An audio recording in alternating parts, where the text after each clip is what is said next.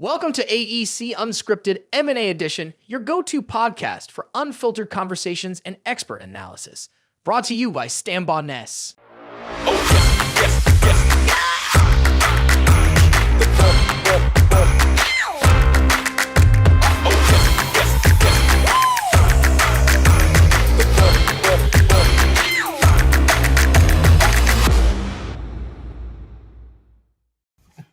Welcome to AEC Unscripted. I'm your host, Jeff Adams, the Director of Mergers and Acquisitions at Stanbaugh Ness. Today, I'm coming to you from Atlanta, Georgia, and we're going to be exploring M&A through a different lens, and that is of a couple of technology experts. I've served in the C-suite of an AE firm in my past, and I know what it's like to think about bringing technology and any individuals, for that matter, into the M&A conversation. We tend to want to keep things on a need-to-know basis. Well, today we're going to be talking about why technology is a need-to-know area when it comes to mergers and acquisitions. I'm delighted to have joining me today for this episode Phil Keeney and John Honodel, two of Stanbaugh Ness's own technology consultants who have assisted AEC buyers and sellers in addressing technology challenges before, during, and after an M&A transaction. Phil and John, thank you so much for joining me today. Tell our listeners a little bit about yourselves. Go ahead, Phil. Hey, happy to be here, folks, and appreciate Jeff having us on the call. I am calling in from St. Augustine, Florida. I've been with the firm for around 11 years now, and my role is managing director of our technology team. In my role, I assist clients in navigating the complexities of IT and mirroring the IT function with business and helping elevate that business moving forward and create levels of profitability where they may not have seen before or recognize where those profitabilities could come from. Thanks. Hi, John Honodel. I hail out of Waynesboro, Pennsylvania. Been with the firm 5 years. I provide CIO services for our clients, strategic analysis, looking to the future. It's a strength of mine to vision what's to come. Revolve a lot of my work around budget analysis, so that's often pretty helpful for clients of ours. We're going to jump into $1 million question right out the gate here, and that is, should IT have a seat at the M&A table and why? Phil, you want to kick that one off? Absolutely. So when we think about IT, right, the days of old, right, going back years ago, IT has typically been looked at as a cost center. They're not really profit or revenue generating. Fast forward to today, folks understand that technology drives the business forward, okay? Having IT at the seat from an M&A perspective or from any perspective, having IT at the seat at the table allows them to help understand the business and help understand what tools and technologies can be put in place to drive that business forward. I've seen so many times where leadership will sit at a table and they will make decisions based upon what they think they know should happen. And they're looking at the numbers. And then they come back and tell IT, hey, here's what we've decided. Please put this in motion. And then IT has to figure out, and they're sitting there scratching their head and they're like, who came up with this? Did they even think about the process and the costs associated with it? Not only the direct cost of whether it be a tangible hardware, software, but the labor effort. I'm going to have to spend a lot of time developing this or putting something into place that may not have been the most beneficial to the firm. So IT needs to have a seat at that table, if nothing else, to listen for opportunities to say, hey, you know what, that doesn't quite make sense, or we need to look at this, because they're evaluating things from a risk perspective as it relates to legacy IT, cyber risk. So it's important to have folks at the table. All right, as I'm hearing that, Phil, I think about what I've seen happen in firms before, and things always get thrown back at IT, right? I mean, like you said, you're brought in late in the game on a lot of different topics, and you guys always seem to figure it out. And that's what IT does. You just figure things out, right? You take a mess and make music out of it. John, what's your thoughts? Why not just drag IT along? Well, I think if you give us an opportunity to come in and advance the closing of a deal, you give us an opportunity to help assist with preventing costly oversight, if you will. Technology, security are all high on the list of risks. And when you think about even something as simple as just an analysis of what hardware exists as part of the deal, it could be older hardware or it could be fairly new and fresh and of no concern. I seriously think a lot of this has to do with cost analysis and knowing full well what to expect after the deal is done. So I And hear you on that. Oh, go Jeff, ahead, I'll Phil. jump in. Just a little context there too. And I've seen this recently where an organization will look at acquiring a firm, okay? And they'll look at all the numbers, they'll do their own little risk review. But instead of bringing IT in, they make these acquisitions, and it'll come to find out these other firms have differing ERP systems or accounting systems. And you have to figure out, are you going to leave that stuff alone? Are you going to be a branded house, a house of brands? You're going to let folks run as they are, which letting folks run as they are is an IT nightmare in itself. But just having someone there from a tech perspective to say, okay, you know what? Those folks are running this system. We're running this system. How do we blend them together? Ultimately, for a roll up for better financials and reporting out of disparate systems.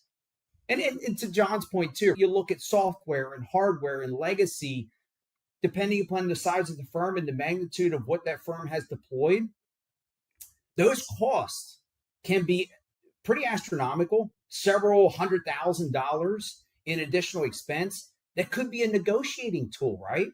If you're looking at it and say, you know what, you've got a lot of legacy stuff here, end of support, end of life, and for us to acquire you or merge or whatever it may be, that equates to risk, right? When you hear Absolutely, yeah. legacy, that's unsupported typically. It equates to risk, and you have to mitigate, you have to manage it. I always say, even if it's just IT adding their 2 cents, so many folks think of IT as nerds and engineers, right? These tech folks that just sit there and that to your point earlier, right? We give it to you and you make it work. That's what we're good at. Yeah, But folks like John come in and have a different perspective and help understand the tech and the business and the budget and the total cost of ownership.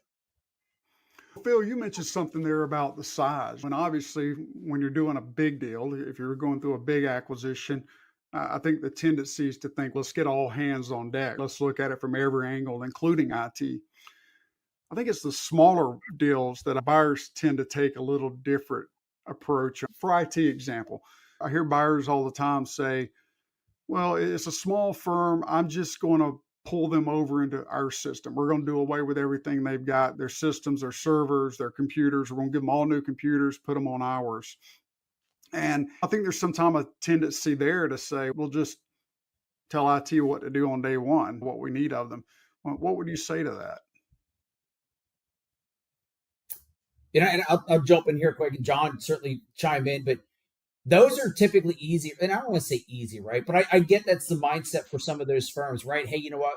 We're acquiring a 15, 20, 30 person firm. We're rolling it under. We're not really going to give those individuals, that organization, a choice, right? We're going to deploy all new tools, our entire stack. But then you also have to think about culture.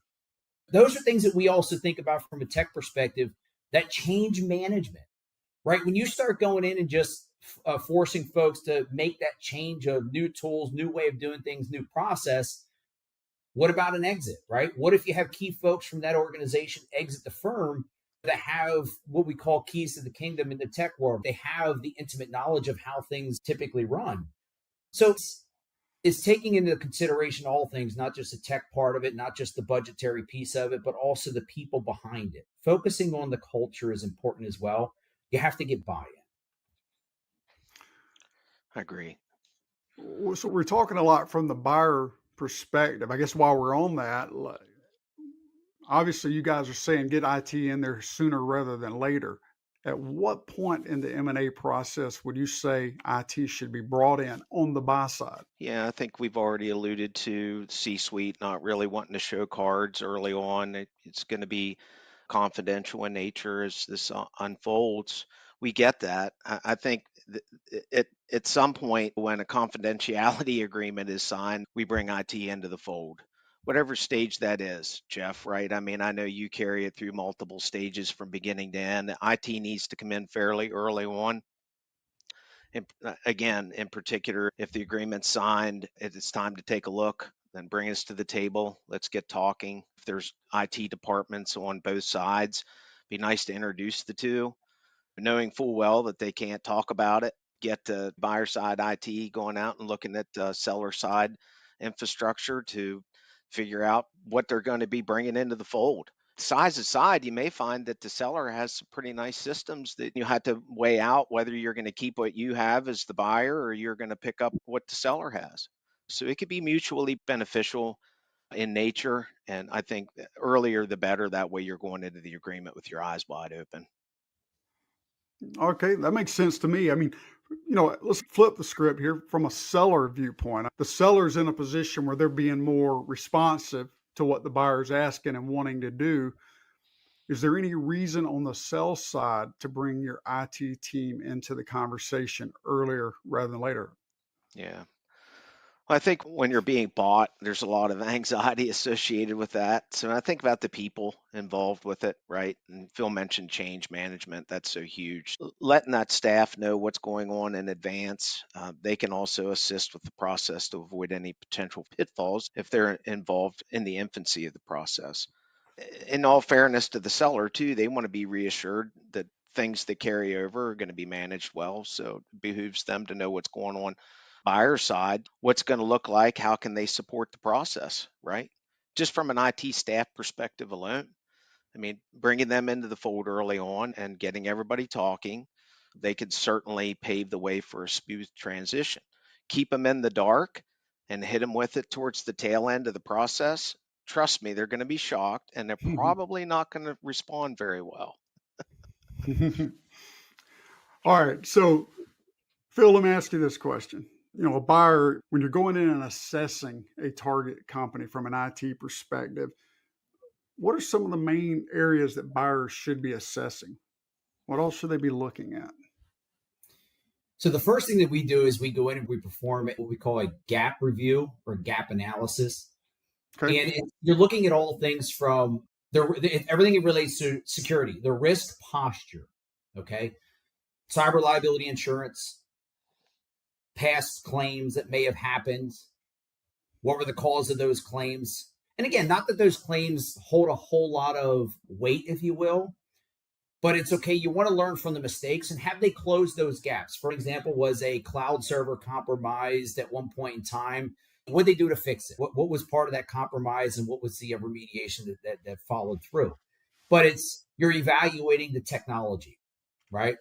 Hardware, software, accounting systems, cyber posture. Do they have logging tools in place? They're evaluating technology, but then it's also asking the question of, does that firm have any clients that require compliance? Are they evaluating existing contracts that are in place? For example, we worked through with the customer made an acquisition, and then come to find out, that customer is doing work with DOD or something on the government level, the federal level, which requires them to have layers of NIST 171 or a ISO 27001 audit completed, or even leveling up to CMMC. So evaluating contracts as well is very, very important. The last thing you want to do is acquire a company. Everything looks great. 2 months into it, you're finding out that these contracts the folks are bidding on, they're not checking the appropriate boxes. So it's very important to make sure that they're doing that due diligence in advance. You mentioned cyber several times in that response, and you mentioned the cybersecurity insurance that firms will have a lot of times in place.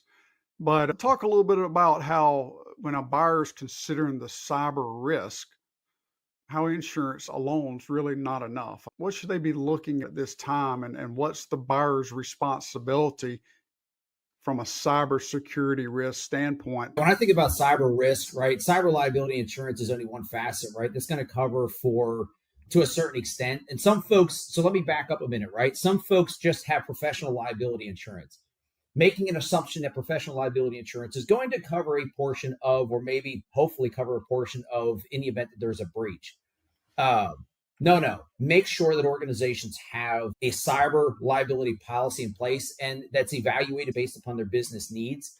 But one of the things that's very important, and I did this in a presentation yesterday as part of AEC Virginia, when we look at cybersecurity risk to resilience, it's making sure that firm, when you're going in to evaluate, you're evaluating the perimeter of that organization. You're evaluating the ability to recover for that organization. So their business continuity plan, their disaster recovery planning. So there's also a lot that comes into play here, that continuity piece that allows businesses to run. And in the event that there is a breach, it allows them to be up and running in a respectable time, depending upon the amount of data that needs to be restored, et cetera. All that comes into play, which falls into alignment with cyber liability insurance. What does cyber liability insurance? Will it cover a certain level of a breach? How much will it cover? Even too, when you think about there's an organization where there was compromise of hardware, so they were social engineering, hardware was compromised, right? It was phishing, hardware was shipped out, etc. Cyber liability insurance wouldn't cover that because it wasn't part of the cyber liability policy. And again, there's some language in there that defined specifically what wasn't covered. So something for folks to consider when you're looking at risk. Evaluate the liability policies as well, because you're acquiring that firm, right? So you're not only acquiring the firm, you're acquiring. I always go back to risk, right? For me, that's easy to quantify. I immediately say, okay, if I'm acquiring or merging, I think I have my house in order, but I don't know about the other firm, the relationship I'm getting into. I want to make sure that I'm running through all of my due diligence, a gap analysis, policy reviews, contract reviews, to make sure I'm reducing my risk for that acquisition. And I know people structure deals in one of two ways. There's either stock purchases or asset purchases. And I think a lot of times people think if I'm doing an asset purchase, I'm able to limit those liabilities and risk maybe that I'm taking. But, really an asset purchase is carving out the existing known booked liabilities that are being avoided, but the day-to-day risk and liabilities that continue to play due to the processes or the lack of adequate processes is something every buyer's taking on day one. I mean, that you're buying, that's an inherent part of the business that you're taking on. So Phil, you mentioned earlier about client risk. You mentioned NIST, NIST, and some of those other things. Can you elaborate a little more on what are some of the client risks that a buyer should be looking at when they're focused on acquiring a target and doing their due diligence? Yeah, so when we think about frameworks, because when I mentioned NIST 800-171 or ISO 27001, even SOC or CMMC, any of the other compliance frameworks out there, the risk from a buyer perspective is ensuring that if that organization, the client side or the seller side, if they're acquiring from that customer, making sure they're doing due diligence and evaluating the agreements that are in place, the contracts that are in place. Because if not, if that customer, if that buyer acquires another firm, and if they have contracts in place that require them even handling what they call CUI, which is the information there, the classified information that aligns with Department of Defense, DoD work, that organization, that buyer now possibly needs to, as an organization, adhere to CMMC. So it's very important for the buyer to understand from a contractual standpoint the risk that they're putting themselves into if their customer or the organization they're merging or buying and the clients that are associated with that customer are requiring any type of compliance. Because that compliance not only stays with that firm now, when they're acquired or rolled up to another firm, it is that entire, I call it an enclave, right? It's that entire infrastructure that now may need to adhere to certain levels of frameworks. Several years ago, right before CMMC rolled out, and I'll focus on CMMC in the moment, but CMMC with NIST 800-171, it was from a security and a risk standpoint. There was a thing called self-attestation. We're all familiar with self-attestation, where folks go in, you check boxes. Well, when DoD, and this is primarily where it came from here, when they were reviewing and saying, you know what, I'm not sure and I will just put it out there. I'm not sure folks are 100% truthful in their answers. And we want to make sure that we are shoring up our contracts and the way that we do business and tightening up security and reducing risk. We're now going to require a third-party audit, which hence then rolled out the next layer, which is CMMC. So I've seen it more even now. It's not just years ago. I don't even want to say years ago, but it used to be geared towards manufacturers, right?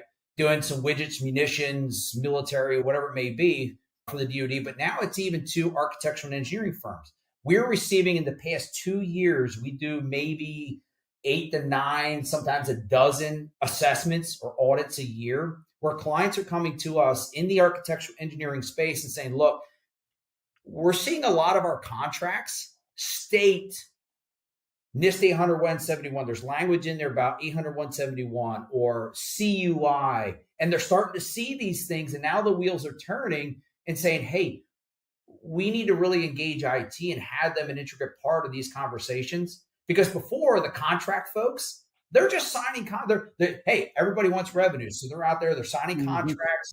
They get $1 million RFP or an RFQ come through the door. They're bidding on it, but they're not rolling in IT or a compliance officer to evaluate what's stated in that contract that could hold them liable for what they're signing. And now it's actually rolling up to legal, and legal's reviewing some of those contracts. And they're like, whoa, hey, we need to pause a moment here and truly evaluate, because we are now liable for contracts that have been signed. And folks, like, it's real. We're engaged with it now. And some people are like, I don't know. We have customers now, folks that have reached out and they're like, hey, we're signing contracts. We think we need to be a little bit more in alignment with the 110 controls of NIST and even leveling up the CMMC. Please help us get there. We need to be there now because we have a contract we signed and it starts in 2 weeks. So I know that was long-winded there, but it all comes down to the buyer side and risk and evaluating contracts from what the client side may have in place. Yeah, no, that's helpful. Seller John, side, I was going to say seller side might lose a contract if buyer side's not prepared to handle the security risk. 100%. Absolutely. And I know there's some ways, and we don't have enough time to talk about it in this session, but there are definitely some ways to isolate that, to segment, if you will, right? You could keep that separate from other areas of the business in many cases. So it doesn't necessarily mean you have to have widespread compliance throughout the organization. If you handle it properly from a technology perspective, you can, prove those requirements through segmentation of the network, as an example. I think that was a great call out there, John, because if a buyer is looking at getting into a different service line or market sector that they're not as familiar with, right, that's another reason to say, hey, better get IT in here, really looking at that and evaluating and talking with the seller's IT team and really understanding what are those special circumstances that the buyer may not be completely educated around. It's a good point. You talked about timing earlier, when to bring IT to the table. If these things can be recognized up front, certain aspects of the merging of systems, if you will, integrations could be delayed as a result. Absolutely. John, I know we've worked on a few deals together where you've come in and performed technology assessments on behalf of our clients and come in and basically create a document that you hand over to them that says, here's everything you need to know about the seller's technology, hardware, software, cyber risk, everything, and basically hand them a day one integration plan. But I also know there's a lot of times you get brought in separately, whether it's a deal that I've been working on, or you just get brought in for another SN client that had something going on. They've gone through a deal, did an acquisition, and now have a handful of problems that they need you to come help solve. What are some of those common technology pitfalls or oversights that you've been seeing out there in the AE industry when it comes to mergers and acquisitions? Well, I think in general, it's just being blindsided after the fact and not taking into account something. You fill in the blank. It could be aged hardware, it could be lack of security, it could be an issue with IT staff. You just never know what you're going to run into until you have somebody actually perform the interviews, speak to these people one-on-one. We have some tools in our arsenal that allow us to do a quick analysis of their environment, some scanning tools, if you will, that'll go in there and provide us a really nice report on anything from the number of endpoints to the number of servers to the number of user accounts, security groups, so forth and so on. All those things are nice to know up front. I don't know that there's any one particular item that's just going to blow a deal from an IT perspective, right? For an organization that truly wants to merge forces, whether they're buying, selling, what have you. So what's nice to do is come in early, do the assessment, benchmark it. Mergers and acquisitions take a while. If we recognize something needs worked on, we can work on it in the meantime. Maybe we look at it again a month down the road, 2 months down the road. That's one of the best parts about our analysis is we can provide a report that shows where they were and how far they've come and where we would expect them to be in the future. And when it comes to security standards, as an example, like Phil was talking about, they might not be there yet, but we'll know where they're going to be in a couple months. We can work through that to fix things before it's all brought together even. Mm-hmm. Well, what are some of the war stories you guys have seen or heard that have happened because a buyer and or seller did not do adequate due diligence prior to the sale, and now all of a sudden here they are post-closing dealing with a major problem? Any war stories there? Phil, you probably have several.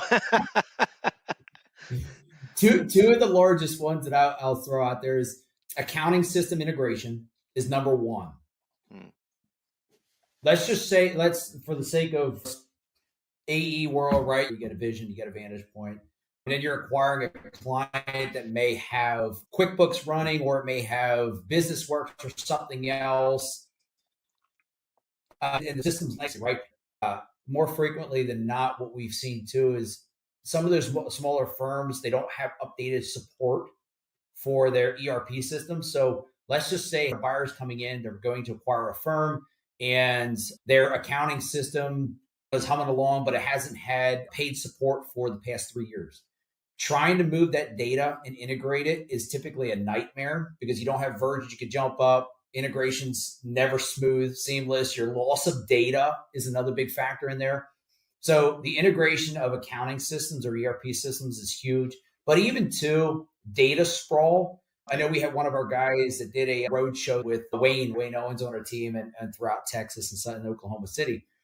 And the biggest thing that continued to come up with the firms they've interacted with when talking to C-suite is we have an issue with data sprawl. We have data in Bentley ProjectWise. We have data in Panzura, Nusani. We have data in Teams and in SharePoint, all over the place. And it's not only data sprawl, where the data is in multiple places, but it's also classification of that data. How sensitive is it? Who has access to it and the permissions associated with it? Last thing you want to do is do an acquisition and merge all that information. And what if somebody has access to something they shouldn't, right? PII, PHI. I mean, it just opens up a can of worms. So it's very important to evaluate the structured data or the lack of structured data pre-acquisition in there as well. But those, for the top two that I see, is just accounting system integration and then data sprawl or data integration are nightmares. A lot of effort goes into it. John, anything you would add to that? I'd agree with the data sprawl. From an IT perspective, that's huge. If a lot of the infrastructure's on-prem, as an example, if you have two organizations, they're leveraging in-house infrastructure to store their data. How do you get those two systems together?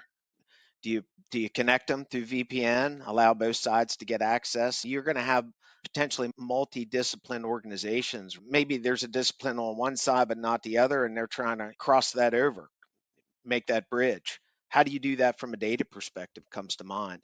This might also be a perfect opportunity to avoid the complexity of it and possibly look at a cloud solution.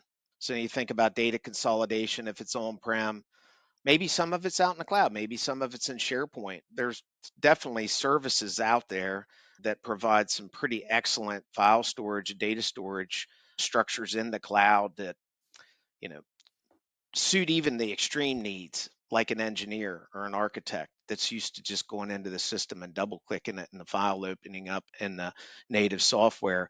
Well, guess what? There's solutions out in the cloud now that can perform that action. So I don't know, maybe it's not as much of a pitfall because any resistance can be looked upon as an opportunity to make change. And it might be a good time just to rethink things Hmm. and look more towards cloud solutions. And quite frankly, as I said, from a strategic perspective, a lot of things are going on in the cloud more so than on-prem. It's like the old analogy that, why use a spade to dig in the earth when you've got a perfectly good hydraulic backhoe sitting right there? Let's get in the backhoe, right? Absolutely. Phil, you mentioned a while ago the two terms branded house or house of brands. From an IT perspective, how do you guys look at this? Do you have a preference of one over the other? Is there something you would advise? How would you advise a buyer to look at that and possibly set up their organization? Yeah, so man, I tell you, I know sometimes it sounds easy to get through the transition and leave the house of brands as you are, right? Leave the company stand alone and let them run IT. Man, it is a IT management nightmare. Okay. I've been through this with several other organizations where you have an IT director, a CIO of the firm that's acquiring. Okay. So they're the buyer Hmm.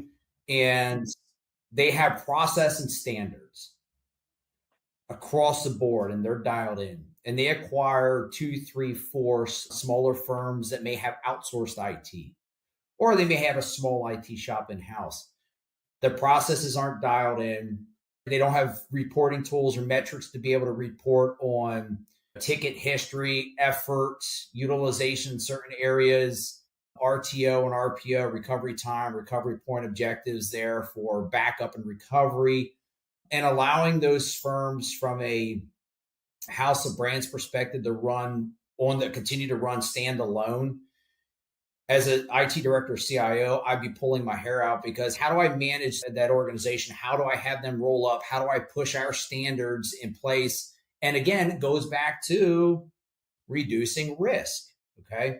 Hmm. So having that organization come in, the buyer come in and implement their process and their standards. And we're working through this with another firm where they're going to put a set rule of standards in place. Every acquisition, man, we come in, we've got our own cybersecurity tool set stack we put in place, our own ticketing system, our own ERP system. They may allow that firm to have 3 or 4 items out of that initial core stack that they Hmm. allow them to choose what to do. Outside of that, everything else rolls up to the parent. I call it the parent firm.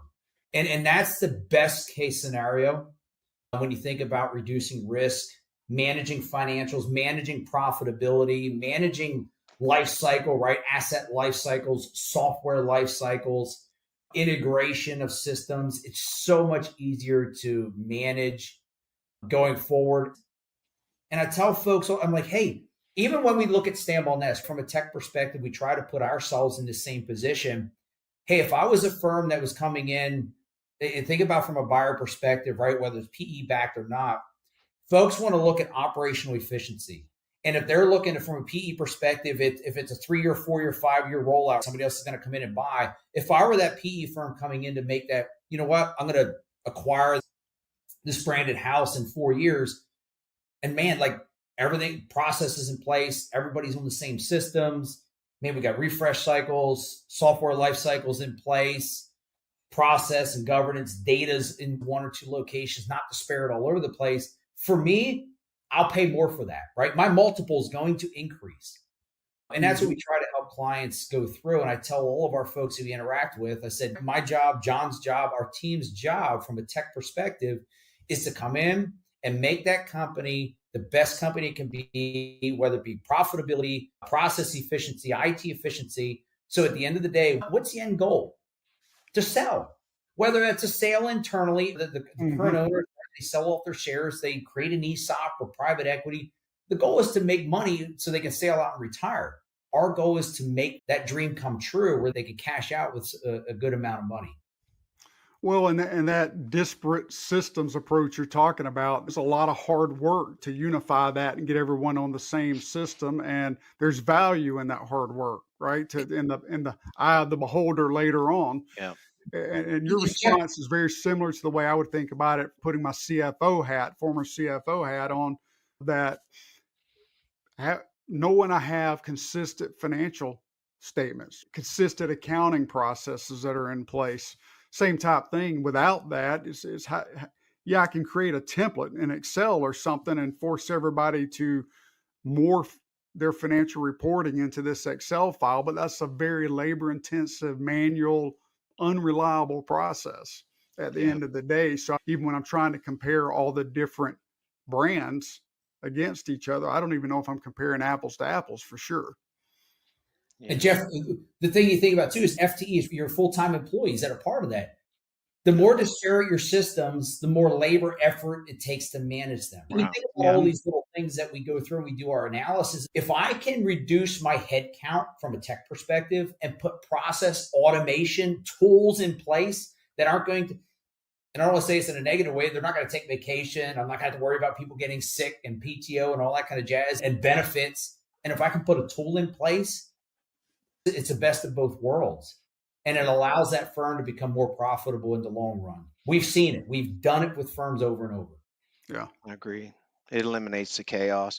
I say rip the Band-Aid off, and that's truly from an IT perspective. Just get it over with. Put forth the effort to bring it all together. You think about the process with M&A, and it's a dating process, right? You're getting to know one another. Mhm.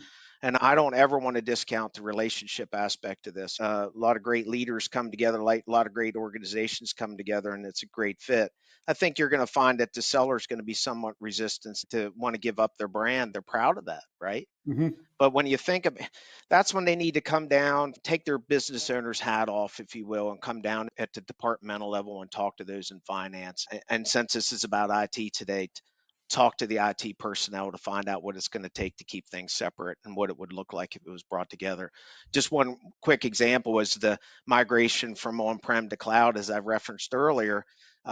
That's a potential. Microsoft offers the ability to go into somewhat of a hybrid arrangement, but Microsoft will also recommend that you don't stay in that hybrid situation for very long. You need to use that to get into the cloud, but get to the cloud as quickly as possible.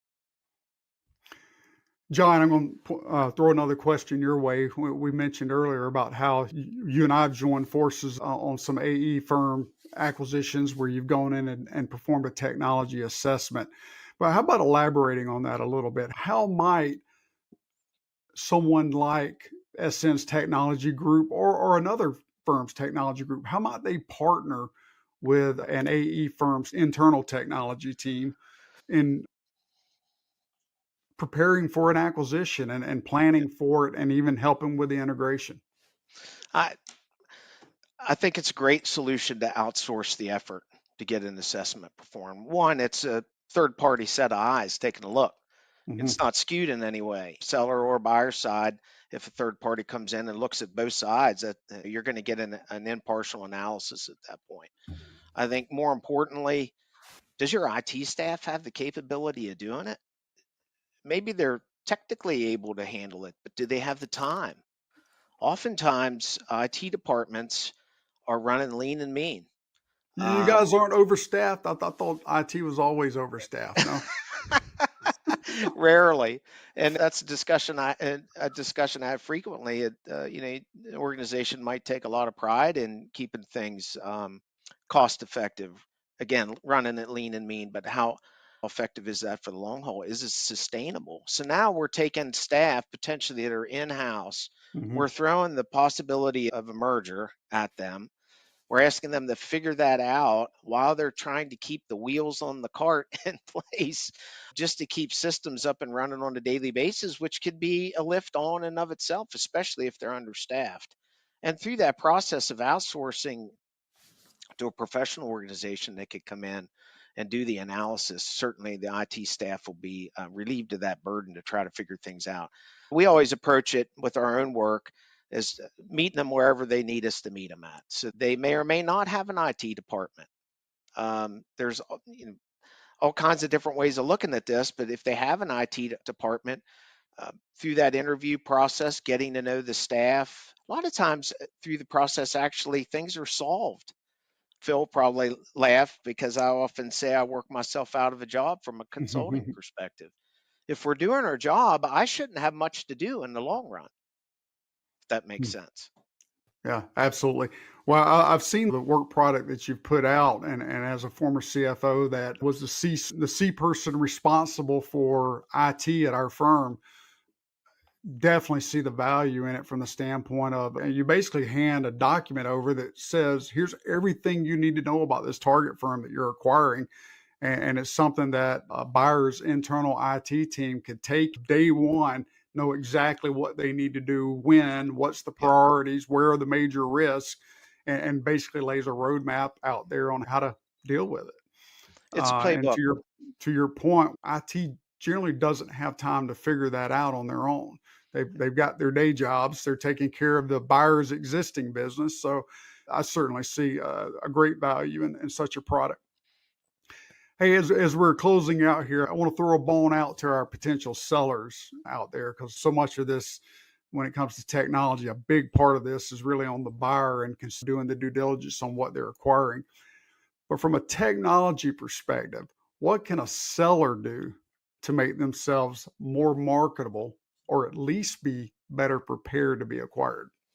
Phil, let me throw that at you. I alluded to it earlier.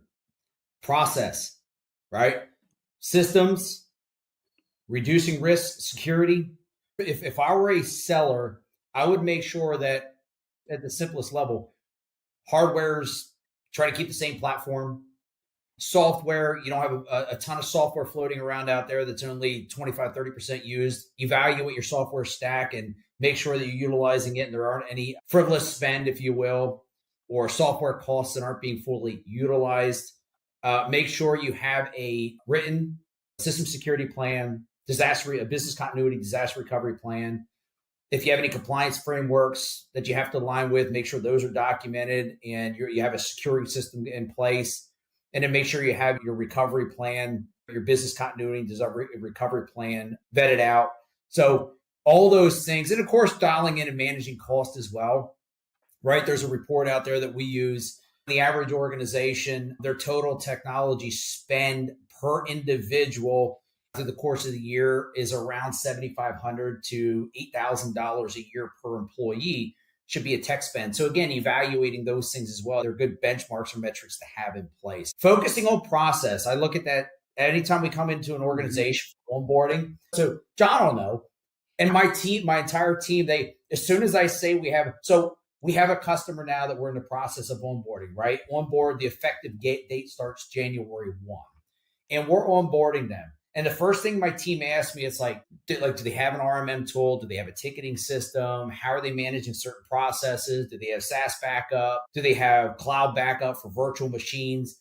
How chaotic is it? How many tickets do they have? From a seller perspective, if you don't have those details to be able to answer in terms of the questions that are asked, for me, it's a red flag and just tells me it could be a little chaotic through the acquisition or the onboarding stage. So I'm going to buffer a little bit more time for onboarding because I know they probably don't have their act together. John, anything you would add to that? I think Phil touches on a lot of valid points individually. I mean, if you go through that list, I'd prefer not to maybe overwhelm anybody any further. So I'll dumb it down maybe a little bit to the point that I'll say, just get the assessment done. That's a good starting point. If you think you're going to be selling, have an assessment done as soon as possible. I prefer you to have the assessment done at least a year out. Give us time to work on it. If you're hiring somebody to come in and perform the assessment, make sure it's somebody that can actually take care of some of the items for you. Don't just have a professional consultant come in and do the consulting and uncover all these problems and flap that roadmap down in front of you, right? The plan, if you will, via the assessment, which is your playbook, and then let you stuck with it. Can they help you?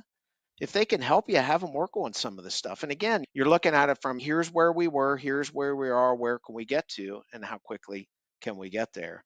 That's my take on it. Just be careful not to have an assessment done and then sit on it. Set actionable items to be tackled. I don't know how else to say that. Take action. There, that's how I want to say it. Take Hey, action. I Do it understand now. it. Makes sense to me. So, well, John, Phil, thank you so much for joining me today. I appreciate it. Thank you for having us. Yep. Thank you very much. I appreciate it too. Well, thanks everyone for tuning in to AEC Unscripted, the Mergers and Acquisition edition. Again, I'm Jeff Adams, your host, and it's been a pleasure guiding you through M&A from the perspective of a couple of technology experts in the AEC industry. Please remember to subscribe and leave us a review wherever you get your podcasts. And until next time, keep pushing forward.